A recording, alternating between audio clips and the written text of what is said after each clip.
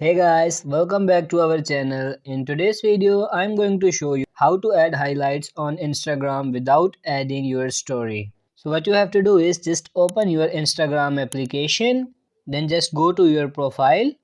When you click on story highlight, you have already option to do so. As you can see, when you are going to click on your story highlight, there is already an option to do so. You can scroll as back as you want. If you take a look there, I am going all way 3 years ago.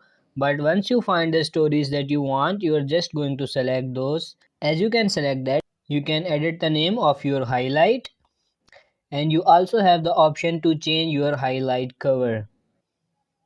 Super simple, you are going to press edit cover, it will bring up a photo.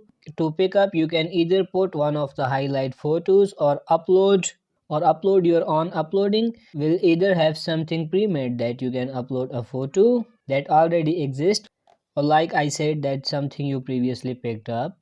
And if you want to delete, just press on it and tap on delete highlight, and it will delete your highlights from Instagram. So I hope you found this video helpful for you. If it is, please let me know in the comment section. Thank you for watching.